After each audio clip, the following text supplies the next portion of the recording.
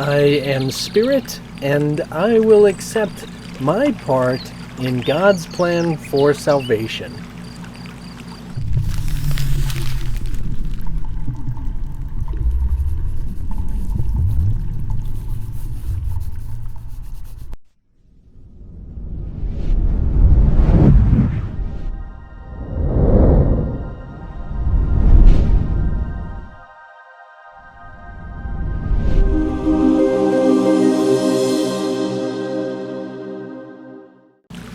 I love getting into these topics because in a sense of recognizing and getting actually to the edge of, say, reality, excuse me, but in the sense of recognizing what is, say, Spirit of the Son of God. As we talked about, I really want to emphasize again what it is that I refer to the Son of God as a consciousness, and therefore consciousness is not referencing to spirit. Spirit, holy spiritual universe is a different thing. So this is actually in the attempts of recognizing, instead of saying I am a body, recognize I'm saying I am a spirit, and that you never have been a body. So what the reality of the Son of God is strictly consciousness.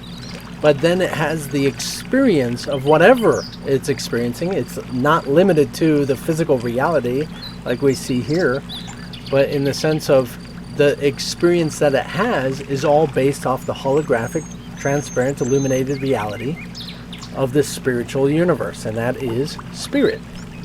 So we want to recognize here when it's saying that I am spirit is emphasizing the fact that you are limitless and not limited. Physical reality is nothing but limited, right?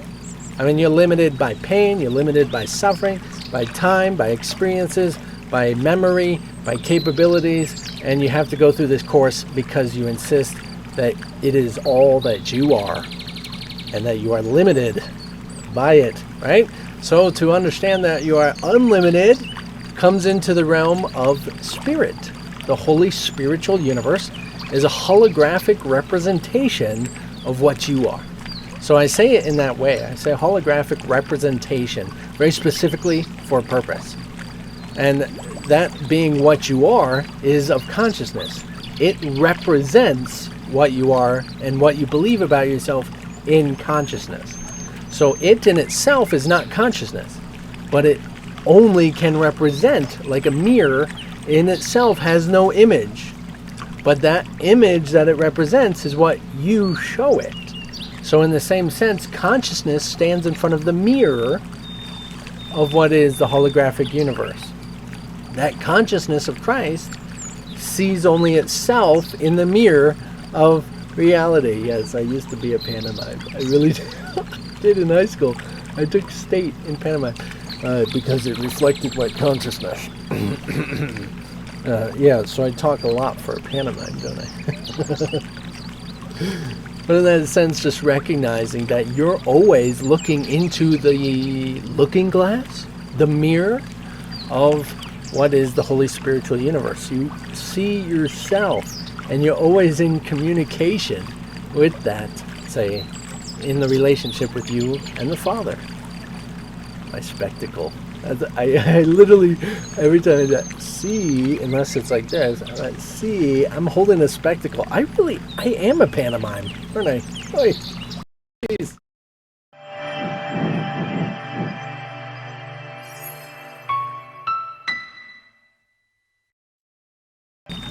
So really to point out, of course, to accept your part in the plan of salvation, really specifically as what you're concerned about in your life, has to do with just accepting who you are and what you are in your life, accepting your life, accepting who you are, and really embracing that, because that is the first step to really recognizing the totality of what is it that is your plan of salvation. A lot of people think it has to do with something that is more than what you are. But you are a specific design, regardless if you think of it as the ego or not, for your salvation. You are a specific design for your salvation. And to embrace it is the majority of that salvation.